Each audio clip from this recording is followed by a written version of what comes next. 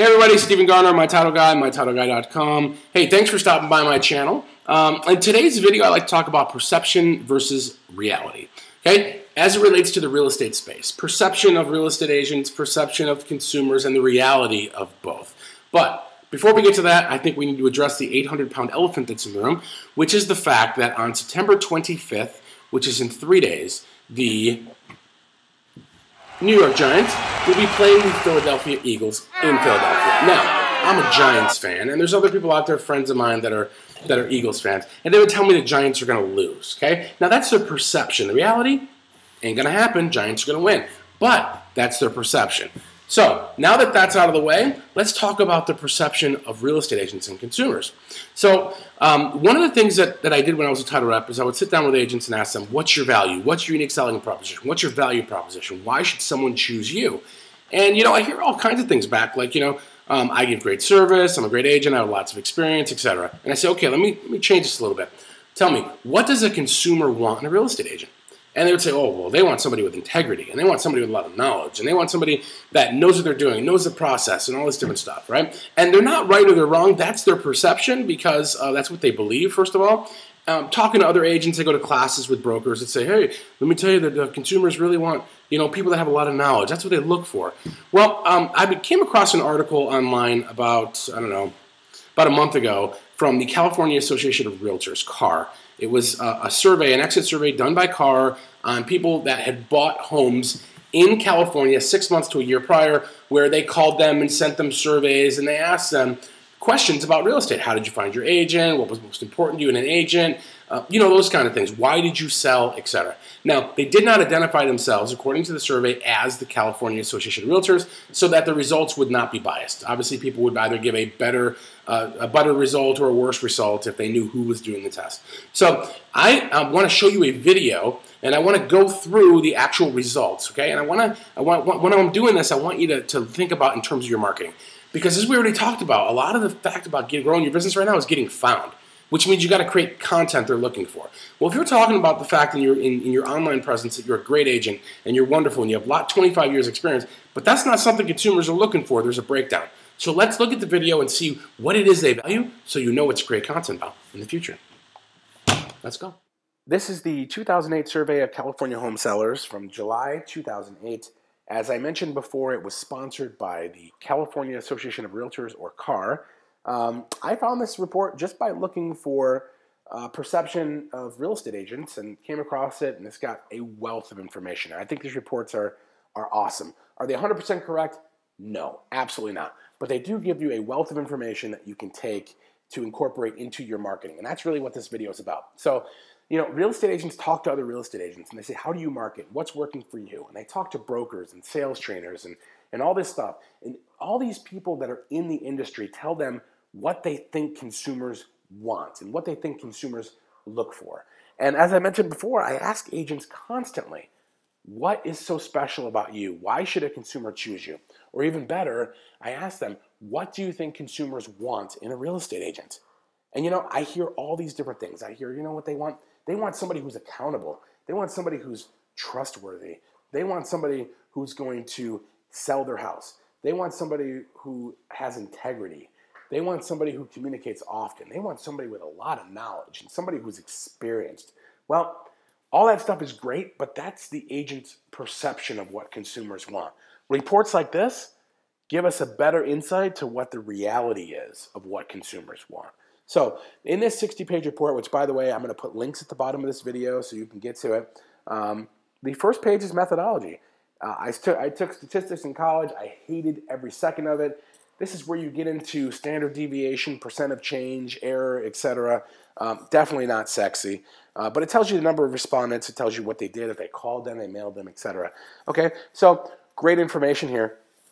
What I would do if I was an agent going into this is I would look at this information and I would think about what you're doing in your marketing, and I would change it so that you can modify your marketing to get found by consumers when they're looking for the things that they've said they're looking for in this video. So, primary reason for selling your home in previous years, okay, deciding on a larger home, etc. This is just, regular information. This is not what this video is about. Let's move on to what this video is about. In this first slide, this is use of the internet as a significant part of the home selling process. Now, here's what's interesting.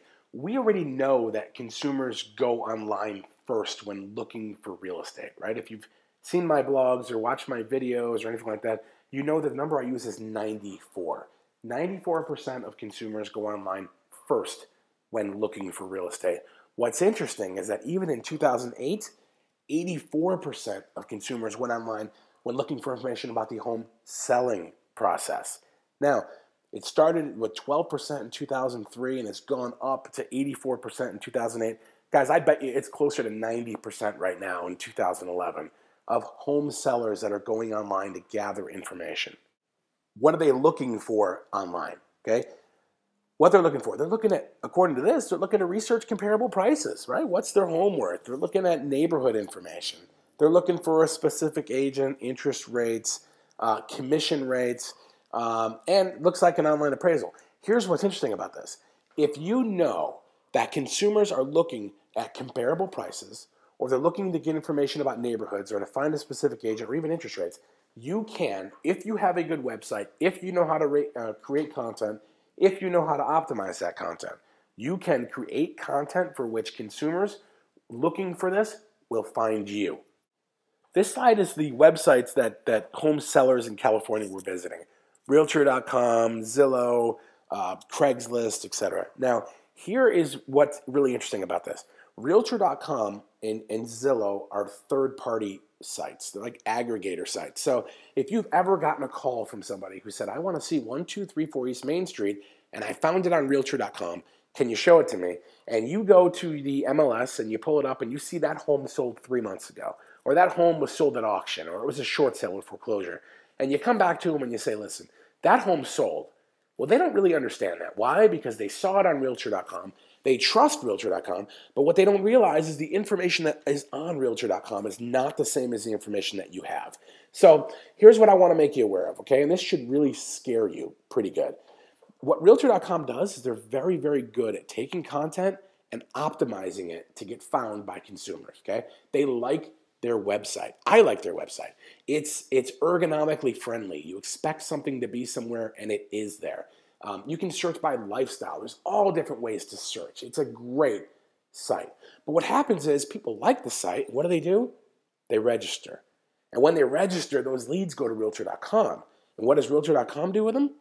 They farm them out to the people that advertise on Realtor.com. So what's going to happen is as more and more consumers are going to be going to sites like this, the only way you're going to be able to compete is by competing long tail and hyper-local. Okay, not trying to optimize your website for Realtor, but it's Mesa Realtor or Mesa Realtor in 85248 or 85286, or it's not homes for sale. It's Chandler Homes for Sale or Gated Community Homes for Sale Chandler, etc. Those are all ways that you can optimize your content to get found and to get found by a specific niche of consumer looking for what it is that you have optimized your website for.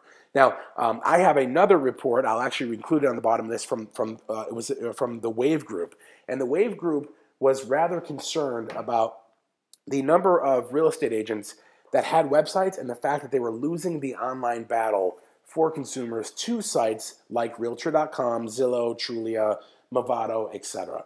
I'm going to put a link to that report in the bottom of this video as well. It was extremely telling. The Wave Report, from what I understand, is like a coalition of MLS groups and real estate think tanks from across the country. Very insightful report. And once again, it really talks about how agents are going to be buying leads if they don't figure out a way to compete with sites like this. This slide talks about the number of consumers that actually stopped or actually not considered using an agent to begin with, or considered not using an agent to begin with. Okay. Once again, blue is 2008, yellow is 2007. You'll see here that in 2007, 74% of first-time sellers considered not using an agent, and in 2008, 45% did. What's interesting is that in 2007, less people considered using an agent than in 2008. In 2008, even more considered. Why is that? Did they have a real estate agent and just maybe the job the real estate agent did looked easy? I don't know. Is it the agent didn't live up to whatever the consumer thought they wanted? Is it because the agent didn't properly define their value? One of the ways to define your value to get people to understand what you do as a real estate agent is what we're doing right now. Do a video. Show them. A lot of consumers think that you just put a sign in your yard and walk away and it sells. I know that's not true. Make a video. Make a podcast. Write a blog about it. What does a real estate agent do?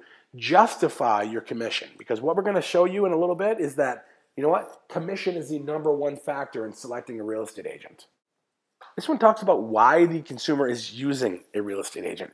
73% thought that the agent could sell their home for more. 41% picked an agent or chose to use an agent because they lowered their commission. 30% thought that the agents control the buyers. Okay, that's perception. That sounds like a blog post to me right there. But look at this. Better marketing and exposure. Only 7% of home sellers in California thought that their real estate agent would provide better marketing exposure. So listen, if your marketing is about how you are an amazing marketer and how you are going to provide better marketing and exposure for sellers, and that's not something they're looking for, or it's not something they believe, then it's really for naught. You can see that 73% thought the agents could sell their home for more. So if it was me, I would create content here all about how an agent, or how me as an agent, how I can sell your home for more. And I'd go into all that, right? In a blog or a video or something like that, because consumers obviously find value in it. Okay, this is the number of agents that the respondents interviewed. Now, I'm not a real estate agent. I don't know how many listing appointments you guys go on. I have no clue. But here's what's really, really interesting. In 2005, you had people that interviewed literally. I mean, they didn't interview a lot of agents, did they? But as you can see, the numbers are climbing. Look at this. You had 15% of consumers, of home sellers, that interviewed 8 real estate agents, right? 25% did 6 or more. If you add this up, 25, that's 40, 46, 50%. 50% of the respondents said they interviewed 6 or more real estate agents before they went with one. Why is that? What did the other 5 before, the 6 through the 10, what was it that they did not do, that they did not cover, they did not convey enough value in for the home seller to say, okay, next agent? What is that, right? These reports can tell you. This talks about what they liked in the agent that they picked. Look at this. 4.4 out of 5, right? 4.4, which is very high. Online advertising as part of the marketing plan was huge. Or the agent offered the best deal in commission rate. Look at those. Agent offered the best marketing proposal. So listen, if you go in and you start talking about how you have 150 agents in your office and how you guys do bus tours and how you guys have this great full color ad in a magazine or a real estate book or whatever, change that. Because from what you can see in 2008, and I will guarantee you that number's higher now, in 2008, 4.4 out of 5 said that online advertising as part of their marketing plan was the reason they picked their agent. 4.3% said it was because of the commission rate. And 4.2% said it was because of their best marketing proposal.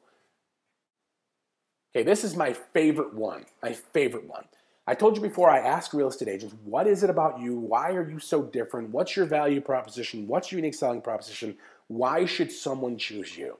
And I usually get a lot of stuff back that's not tangible, right? For instance, I give great service. Okay, not measurable, not tangible, can't touch it, can't see it, okay? We're talking about things that are touchable. My title guy's unique selling proposition, value proposition is I help real estate agents get found on the internet, period, okay? I don't do coffee mugs, I don't do postcards, I don't do flyers. I help real estate agents get found on the internet. That is my value proposition, period. What's yours? Okay?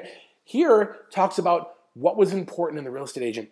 Now, I told you I talk to agents, 20, 25 years experience, and they say, you know, what's important to consumers? And they tell me, you know, Steve, they want somebody who understands real estate, someone who has a lot of knowledge, someone who has a lot of experience, somebody who has integrity, somebody who's going to communicate often, keep them in the loop, someone who's going to sell their home. Yes, all those things I'm sure are important. But if you look at what the respondents in California said, the #1 reason they chose a real estate agent, it wasn't knowledge. It was commission. The lowest commission. The agent that went in there and said, you know what? I'll do it for X amount. That's what they saw the value in. And that should scare you. Because if it's only about cost, it means that in some way, shape, or form, they thought all the other agents were the same, and the only differentiating factor was the amount it was going to cost them. Okay? For all the agents that think that it's really important, that consumers really want your knowledge and everything, let's take a look at this. The last one on the list here, the last one out of these 8, 1, 2, 3, 4, 5, 6, 7, 8, the last one was most knowledgeable. They picked an agent based upon who was going to save them, or their perceived savings, the most amount of money compared to who had the most knowledge. These are more factors for selecting the real estate agent. Look at this. Lowest commission, 60%, best prepared, right? Show up with your iPad, have your presentation ready. They said they'd be the most aggressive, etc. Now look at this. I know that I'm all about speed. I need things done. I need it done yesterday. I think, you guys might be the same way. Look at this. 22% chose an agent because it was the first one to respond. Look at that. First one to respond. Yet, the number one complaint in real estate is lack of communication. I don't know how many agents I've called that don't even answer their phone. Well, this tells you you're missing out on business. Okay? If you're not answering your phone, you're missing out on the 22% of people that would have picked you if you had answered that phone. This is how sellers found their real estate agents. Look at this. 2007, 2008. Previous transaction with an agent went down. Now, we know that a lot of people weren't happy with the real estate agent. That's in this report as well. So 53 to 43. What's interesting is look at the internet, how they found their agent. 6% in 2008, 33% in 2008. It's exploded. Look at 2011. I bet you 2011 is going to be closer to 50 or 60%. Okay? Now, look at this, how they pick their agent. Look what's going down. What's going down is that print and direct mail marketing that I receive at my house. It tells me that if I'm considering buying or selling, I should choose them. In 2007, 27%, 2008, 15%. I'll bet you in 2011, because it went down so significantly, almost half between 1 year, I'll bet you in 2011, that number is going to be closer to maybe 6, 7%. This is the historical comparison from 2003 to 2008 as to how consumers actually found their agent. Look at this. Internet keeps going up. 12%, 10, 13, 33% in 2008. As I said, I bet you it's a lot higher than that in 2011. But look at this. Remember the people that say, oh, just get your sign in the yard. 2% chose an agent because of that. 2% in 2008. Previous transaction with an agent, that number appears to be going down from 2007 to 2008.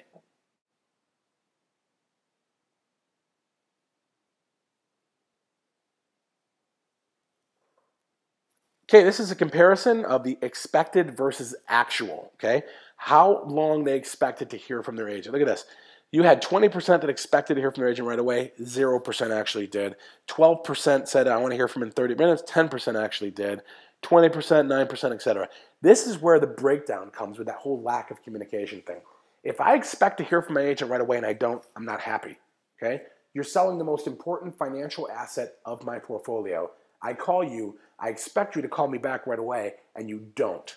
Now it calls into question everything else that you're doing. Are you a good agent? Are you a bad agent? Are you on the beach? What are you doing? I looked at your Facebook page. It seems like you're at a party, right? Well, if you can address this stuff in the beginning by handling the expectations. What does the perfect real estate agent look like to you? How often do you expect me to communicate with you? What would be acceptable to you? How would you like me to communicate with you? Would you prefer phone, email, text, Facebook, Twitter, smoke signal? What would you like? Morse code? What would you like? And you can match up and you can head off a lot of the issues that agents have with communicating with consumers, right? You can see 20%, 0. This is the killer. Would use the same agent again. So, actually, this is a good thing for you, believe it or not, because, there would not be as many real estate agents as there are right now if everyone went back to the agent they used prior, if everyone was happy with the agent they used prior. Now, a lot of people think that the reason that people don't use the same agent is they lose touch, right? They say you need to communicate, you need to mail them things and be top of mind, etc. Well, according to this, that's not the only reason, okay? Look at this. In 2008, you had over 50%, right, which is actually closer to 75% when you factor in the no with the unsure, 3 out of 4 respondents said they would not use the same real estate agent again. Why is that? Is it because they didn't communicate? Is it because the expectations weren't met? Is it because they expected something to happen and it didn't? This is where you can outline everything in the beginning. This is what it looks like. Is that okay with you, etc.? 3 out of 4. 75% of California respondents said I would not use the same agent again. Look at this. That number is going up. It is not going down. In 2006, 65% said they would use the same agent. Look at that. Now, 75% are saying no or unsure. All right, so what did you think of that? All right, did you get anything out of that you didn't know already? Did it change anything for you as a result of that? Are you going to change your marketing? Are you going to, change some things about what you're talking about? I don't know about you, but I think the most amazing thing to me was the fact that so many respondents said that their main consideration with choosing an agent was cost. That was huge. Now, here's how you can look at that, and this is what's scary about it, okay? Let's say you're in the market for a brand new Lexus. It's a black GS300, and all black GS300s are the same, aren't they? So if they are exactly the same, they have the same features, and they got the same leather and the same everything, you would pick on cost. Why would you want to pay extra for something that's the same, right? Well, according to the way that what I got out of that is that a lot of consumers seem to think that all real estate agents are the same. And that's scary because as long as they believe that, they are going to pick upon cost. So you can use tools like this, video, blogs, etc., to talk about what it is that you do, what makes you different. Educate consumers so they know what you do, so they know you don't just put a sign in the yard and walk away and it sells, right? There's a lot more that goes into being a real estate agent besides just putting a sign in the yard, okay? So that's today's video today, perception versus reality. I hope you got something out of it. But most importantly, remember, my Giants are playing Anthony's Eagles in 3 days on the 25th. And to Anthony or anybody else out there that's an Eagles fan, I just want to remind you about this. Yeah, that was 2008. It was great. Did you see it? Did you see the Giants win the Super Bowl? Did you see that? Okay, I just want to make sure. Anyway, Steve Garner, my title guy. I'm out. Thanks again for stopping by. Visit my website. Click on the links below for those reports that I promised you. And by all means, have a great day. Thank you. Bye-bye.